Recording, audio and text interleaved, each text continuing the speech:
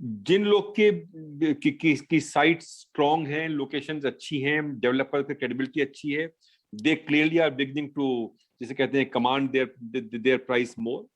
मगर unlike in the past, मैं मानता हूं कि डेवलपर्स को प्राइसिंग में जिम्मेदारी बरतनी पड़ेगी। तो ऑब्वियसली अगर मैं क्रेडिबल डेवलपर हूं, मैं शायद एक बराबर वाले डेवलपर से 10% प्रीमियम ले सकता हूं। लेकिन अगर एक लोकेशन से 10,000 रुपए प्राइस कमांड करती है, तो मैं 11 साढ़े 11 तो ले सकता हूं, लेकिन मुझे 15-16 में माल, जिसे कहते हैं, अपना वहां पे नहीं लेना चाहिए अपना। सो एज लॉन्ग एज एक सेंस ऑफ रिस्पॉन्सिबिलिटी और डिसिप्लिन रहेगा, I think the pricing trend already strengthen करने लगा है और शायद ये स्ट्रेंथन फर्दर करता रहेगा।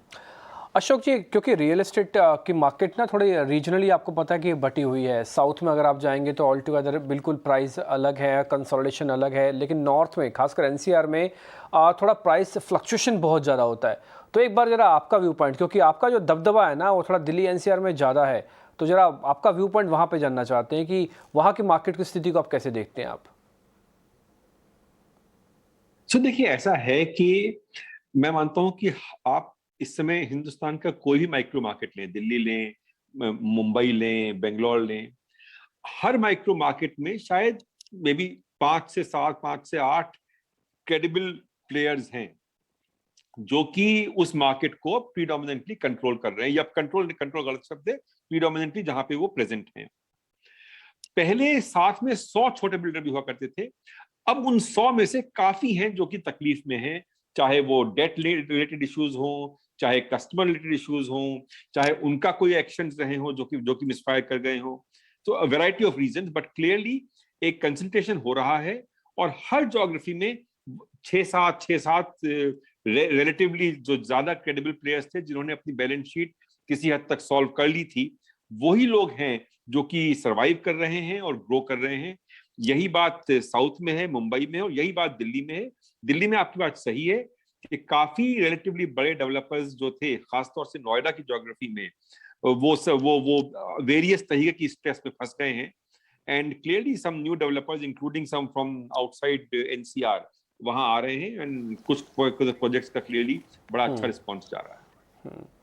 इंटरेस्टिंग, क्योंकि सर आप इकलौते ऐसे हैं जो कि रेजिडेंशियल में बहुत बड़ा चंक रखते हैं और रेंटल के अंदर भी आपका बहुत बड़ा स्पेस है। तो इसलिए दो अलग अलग क्वेश्चन है। रेजिडेंशियल तो खुद ही आपने बता दिया कि आपको भी पहले थोड़ा सा मिसजज हो गया कि हाँ ये वास्तव में डिमांड है या फिर सीधी एक बड़ी खरीदारी के तौर पर है। सर ये रेंटल बिजनेस का इस समय स्कोप क्या है, being as in commercial space, क्योंकि ऑफिसेज धीरे धीरे खुल रहे हैं, तो रेंटल बिजनेस पे कितना फर्क पड़ा, आगे कितना बढ़ेगा, इसका ट्रेंड क्या है सर?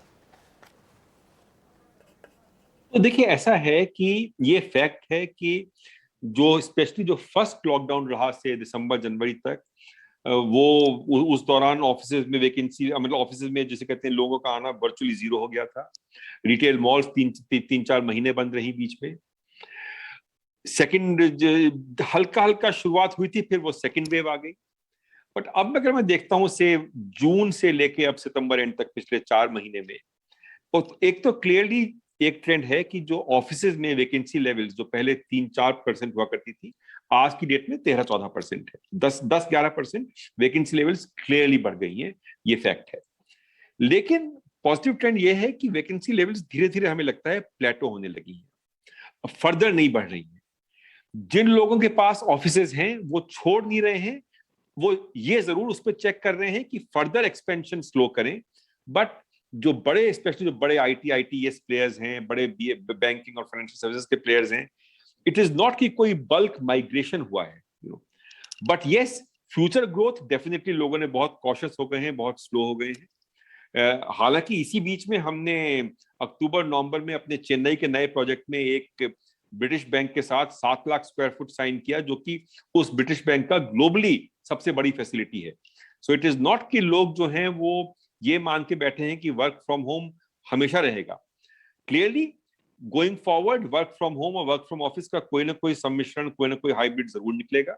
ऑलरेडी हम देख रहे हैं, अगर आप हमारे रेंटल बिजनेस से पूछो, कि जो ऑफिस की अटेंडेंस बिल्कुल 5% हो गई थी, वो ग्रेजुअली बढ़ के फिर से 25-30% पहुंचने लगी है, और more and more people are coming back to offices. Similarly जो हमारी रिटेल मॉल्स थी, वो लॉकडाउन के दौरान कंप्लीटली बंद हो गई थी, बिकॉज वो कानून था। बट अगेन मई एंड से जब से रिटेल मॉल्स खुलने शुरू हुई हैं, उनमें फिर से फुटफॉल्स खूब बढ़े हैं, उनका सेल वैल्यू बढ़ रही है। द ओनली कॉम्पोनेंट जो अभी रिटेल मॉल्स का चालू नहीं हुआ है प्रॉपरली वो सिनेमाज है, क्योंकि जबकि सिनेमाज तो 50% अटेंडेंस पे चालू हो गए हैं, लेकिन अभी सॉफ्टवेयर मूवीज अभी वहां पे अभी रिलीज होनी शुरू नहीं हुई है। एक बार वो जो बड़ी जो जो जो जो, जो जिसे कहते हैं जो टेंट पोल फिल्म्स होती हैं, वो एक बार दिवाली सीजन वगैरह में रिलीज होनी शुरू हो जाएंगी, तो I am sure that will further drive the footfalls. So मैं मानता हूँ क्लियरली ऑफिसेज में खासतौर से अगले 2 to 4 क्वार्टर्स हम लोग को बहुत कॉशियसली देखना है। बट हमारे ख्याल से जबकि इस पूरे का ये इम्पैक्ट होगा कि जो ग्रोथ थी ऑफिसेज की वो शायद 4 to 6 क्वार्टर पॉज मान ली जाए या स्लो मान ली जाए।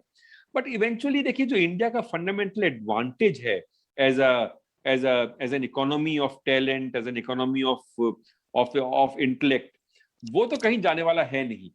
तो इसलिए मैं मानता हूं कि सूनर और लेटर ऑफिसेज में लोग वापस आएंगे। इसीलिए हमने और हमारे पार्टनर्स जीआईसी ने ये निर्णय लिया कि हमने अपना हमारे 2 जो मेजर प्रोजेक्ट्स थे, एक गुड़गांव में और एक दिल्ली में, जो बीच में हमने फर्स्ट लॉकडाउन में पॉज हुए थे, उनमें हमने कैपेक्स बिल्ड आउट चालू कर दिया है, क्योंकि हम मानते हैं कि साल 1.5 साल में जब तक वो रेडी होंगे तब तक होपफुली ये जो डिमांड साइकिल है वो वापस आनी शुरू हो जाएगी।